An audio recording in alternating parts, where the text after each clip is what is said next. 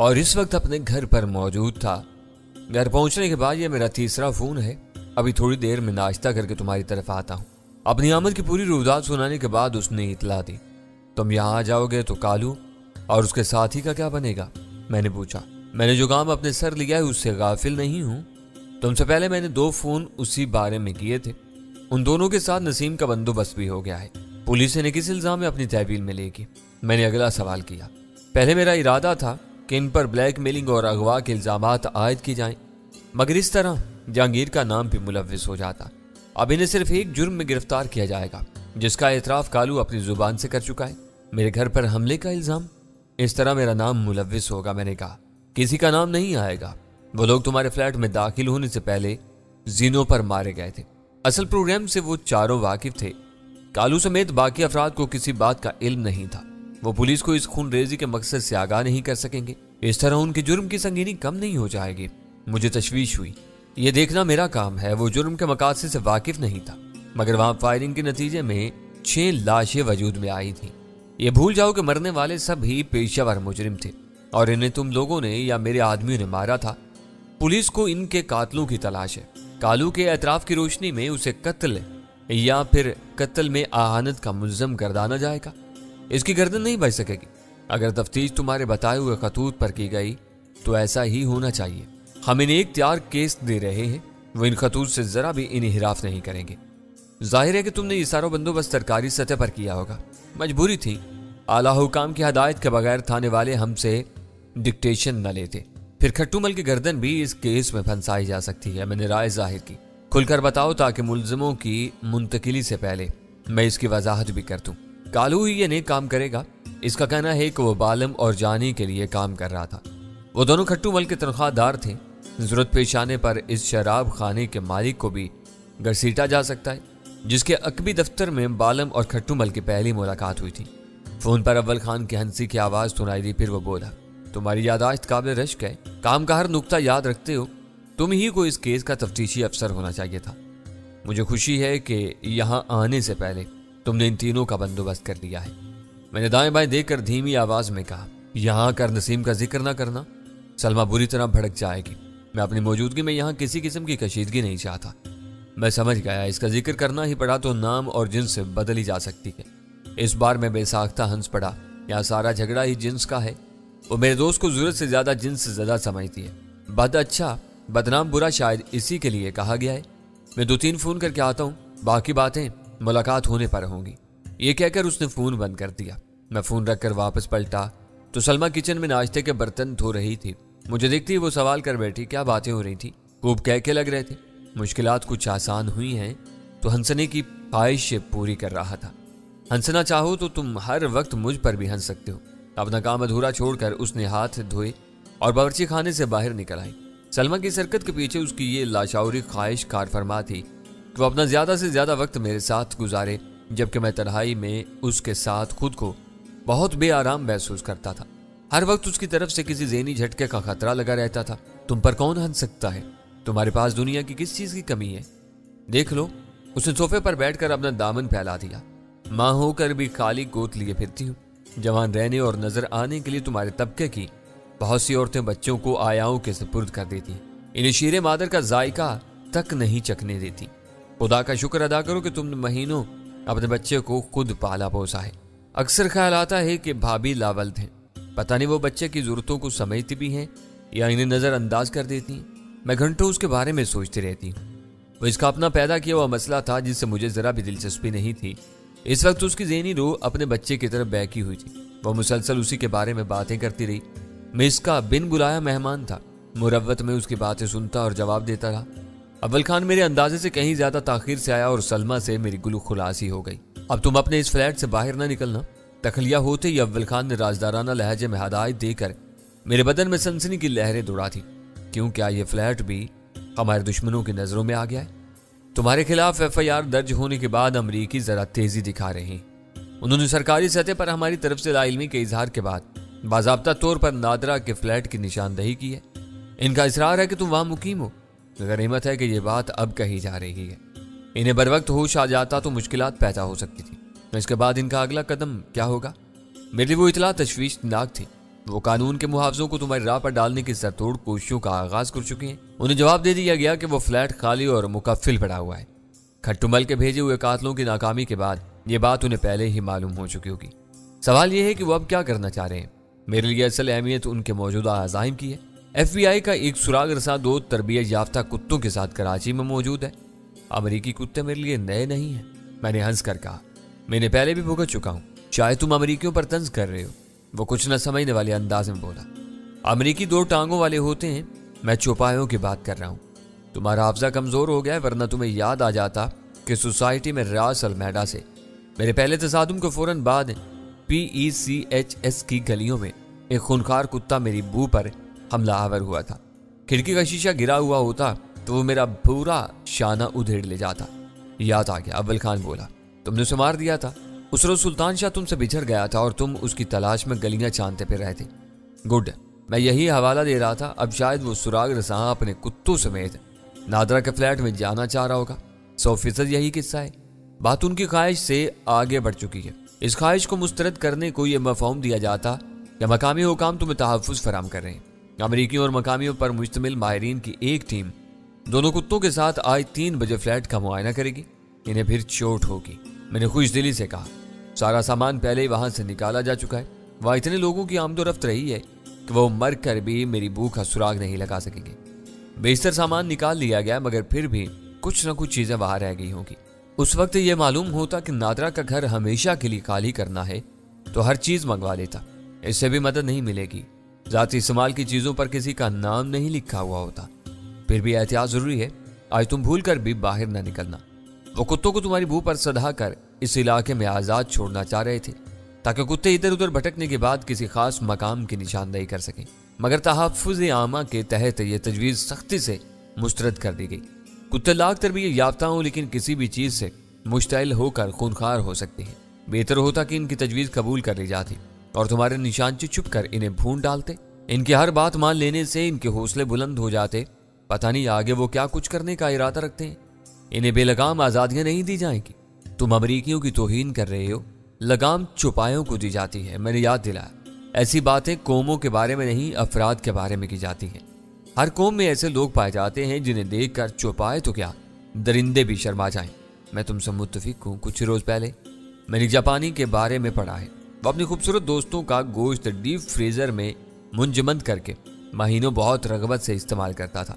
ये उसकी जाती कजरवी थी, वरना जापानी कौम मुनकसिरुल मिजाज, खुश इखलाक और अमन परवर मशहूर है।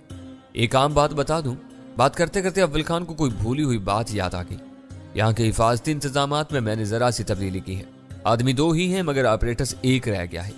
दूसरा ऑपरेटर स्टेशन 4 पर है ताकि हम सब का वहां से भी राब्ता रह सके। ये बंदोबस्त इसी तरह होना चाहिए था। बहरहाल देर आए दुरुस्त आए। सलमा हम दोनों के लिए चाय ले आई। साथ ही ये इतला भी मिली कि जहांगीर बेदार होकर गुसल खाने में घुसा हुआ था और किसी भी वक्त पर आमद होकर हमारे साथ शामिल हो सकता था। हम चाय की प्यालियां खाली भी न कर पाए थे कि जहांगीर दोनों हथेलियां रगड़ता और चहकता हुआ पहुंचा। यूं मालूम हो रहा था जैसे उसने गुसल के पानी के साथ रात की मैनोशी के जुमला असरात ड्रेन पाइप में बहा दिए हों। इसके पीछे पीछे सलमा नाश्ते की ट्रे लिए वहां आ गई और खुद भी बैठ गई। जहांगीर को मालूम था कि उससे टकराने वाले दोनों अफराद STF की तहवील में दिए गए थे। उसने अव्वल खान से रस्मी तौर पर उनके बारे में पूछा। इसके हैदराबाद के हंगामी दौरे के बारे में चंद सवाल किए। इस दौरान में वो नाश्ते से भी इंसाफ करता रहा। कुछ देर बाद अव्वल खान ने अपने ऑपरेटर्स पर कॉल सिग्नल देखकर आवाज खोली तो कोई उससे गुफ्तगू करनी चाह रहा था।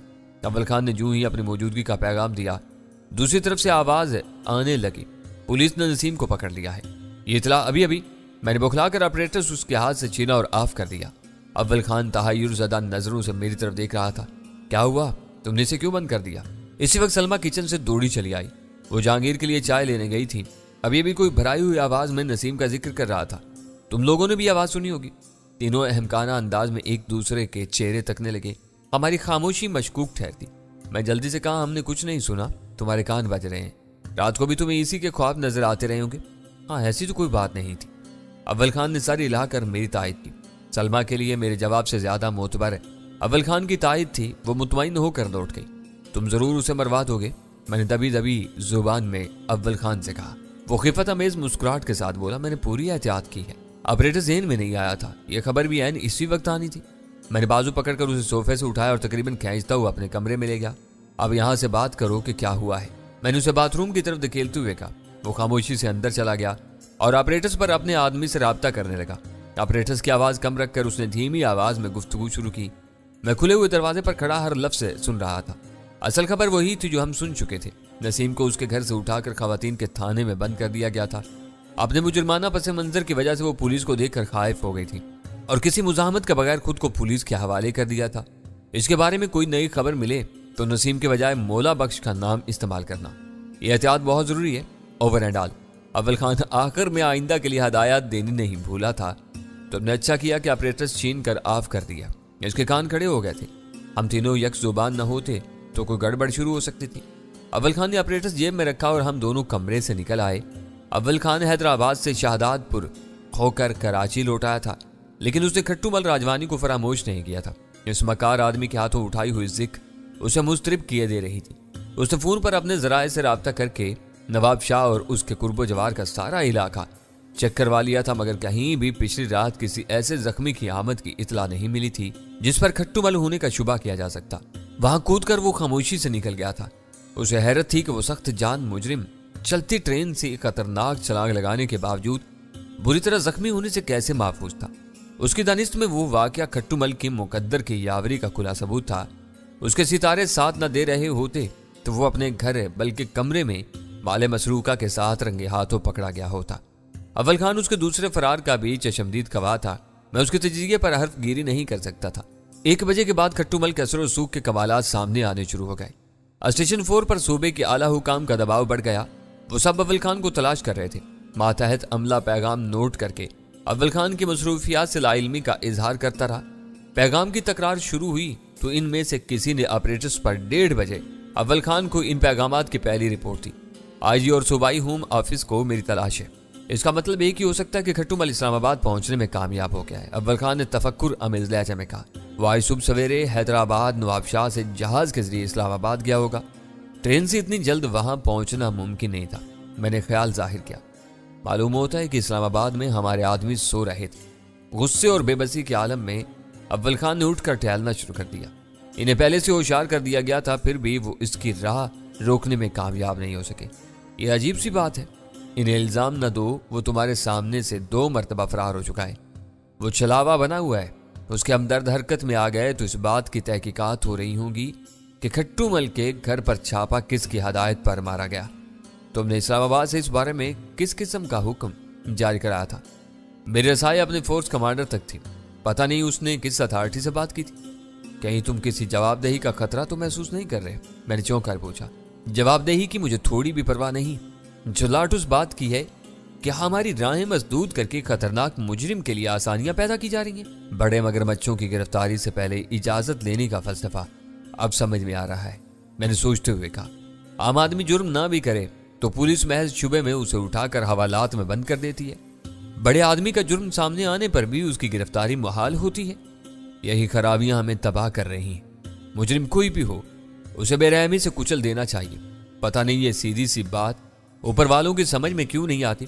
इल्जाम की नोयत जाने बगैर हर मुक्तदिर आदमी अपने अजीजों, दोस्तों और हलीफों को तहफ्फुज़ फराम करने पर तुल जाता है। असल बात वही है जो तुम एक बार कह चुके हो। ये सब हमारे सिस्टम की खराबियां हैं जो छोटे मोटे और नीम दिलाना इकदामात से खत्म नहीं हो सकती। हमारी मजबूरी ये है कि हम इस सिस्टम के पाबंद हैं। हमें इसी में रहकर काम करना पड़ता है। इसी वजह से STF व गैर मुल्की दुश्मनों को अपना हदफ बनाए रखती है। मकामी गंद में जब भी हाथ डाला जाता है नित नए मसाइल सर उठाने लगते हैं। ये बातें बाद में भी हो सकती हैं। पहले ये देखो कि वो लोग तुमसे क्या चाहते हैं। देखना पड़ेगा। ये प्रोटोकॉल की मजबूरी है। वो लोग मुझसे बड़े ओहदों पर फाइज हैं। ये कहकर अव्वल खान ने बेदिली से अपनी जगह छोड़ दी। पहले उसने सूबे के इंस्पेक्टर जनरल के दफ्तर का नंबर मिलाया। IG के PA ने उसका नाम सुनते ही कॉल अपने बात से मिला दी। सलाम दुआ के बाद अव्वल खान बस यस सर ही कहता रहा। दूसरी तरफ से आने वाली हदायत में शायद उसके बोलने की गुंजाइश नहीं थी। बिल्कुल सर, मैं वक्त पर पहुंचूंगा। मेरे साथ एक मातहत भी होगा, आखिर में उसने कहा। जवाब में दूसरी तरफ से फिर कुछ कहा गया। चंद सानियों की खामोशी के बाद अव्वल खान ने आइजाना लहजे में IG का शुक्रिया अदा किया और गुस्से से रिसीवर क्रैडल पर पटक दिया। अब वक्त की बर्बादी का दौर चलेगा। सेक्रेटरी ने होम ऑफिस में आज शाम 6 बजे एक इजलास तलब किया है, जहां मुझे भी तलब किया गया है।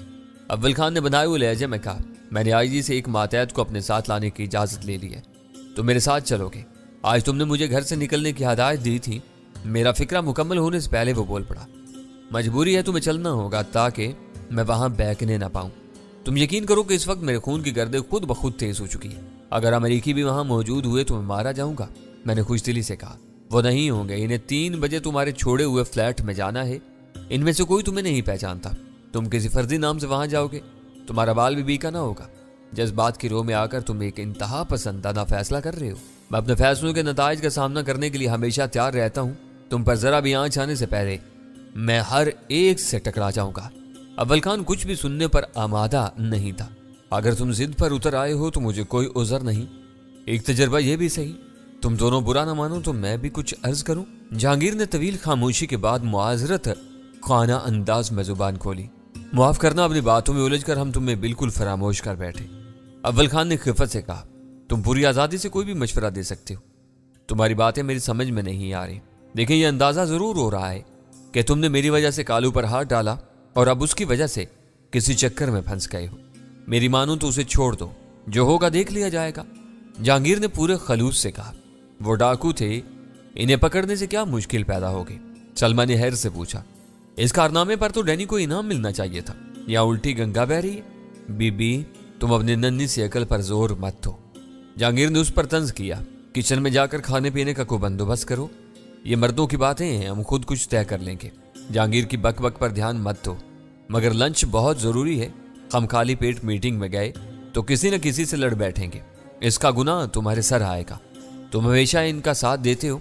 सलमा ने उठते हुए शिकवा किया, मैं बिला वजह तुम्हारे सर पर बोझ नहीं बनूंगी। 1 घंटे बाद जब चाहो खाना मांग सकते हो। हम मांगने वालों में से नहीं है। 3 बजे मेज पर लगा देना। उसके जाते जाते जहांगीर ने हाँक लगाई, खाना मिकदार में वाफिर और जायके में लजीज होना चाहिए। मैं चंद सानियों तक जहांगीर को घूरता रहा, फिर आहिस्तगी से कहा, मैंने उसके सामने तुम्हारी लाज रख ली, अब तुम भी जाकर उसका हाथ बटाओ।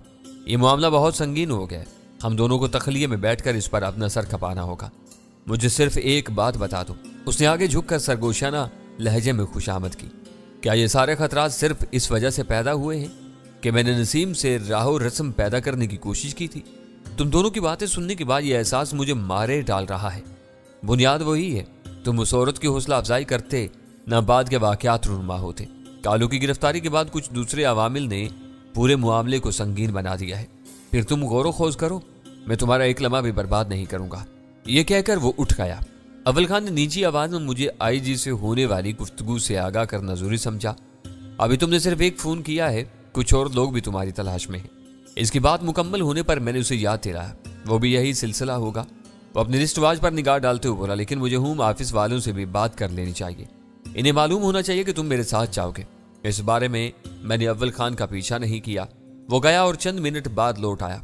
वही कहानी थी, मुझसे रिकॉर्ड साथ लाने की फरमाइश की गई थी। मैंने साफ बता दिया कि हम रिकॉर्ड के बगैर काम करने वाले लोग हैं। हमारा रिकॉर्ड फाइलों की बजाय जहनों में महफूज होता है। वैसे भी वो छापा हमने नहीं मारा था, मैं मुबस्सिर के तौर पर इस कार्रवाई में शरीक हुआ था। असल जिम्मेदारी आईजी की थी। अव्वल खान ने बदले हुए हालात की रोशनी में अपने इंतजामात में जो तब्दीलियां की थी, उनके नतीजे में खाने की मेज पर उसे ऑपरेटर्स पर पैगाम मिला कि ठीक 3 बजे 4 अमेरिकी, 6 पाकिस्तानी और 2 कद्दावर कुत्ते इस इमारत में दाखिल होते देखे गए थे, जिसकी ऊपरी मंजिल पर नादरा गनी का आरास्ता फ्लैट वाक़ था। ये इतला इस एतबार से तसल्ली बख्श थी कि इनके वहां मसरूफ हो जाने के बाद 6 बजे वाले इजलास में इनकी शिरकत का बहुत कम इम्कान रह जाता था। 4 बजे STF के एक एहलकार ने डोरबेल बजाकर खाकी रंग का एक लिफाफा सलमा के हवाले कर दिया। अव्वल खान ने लिफाफे में मौजूद चंद कागजात का जायजा लेने के बाद उन्हें फाड़ कर तल्फ कर दिया। बाकी रह जाने वाले 3 दस्तावेजात मेरी तरफ बढ़ा दी।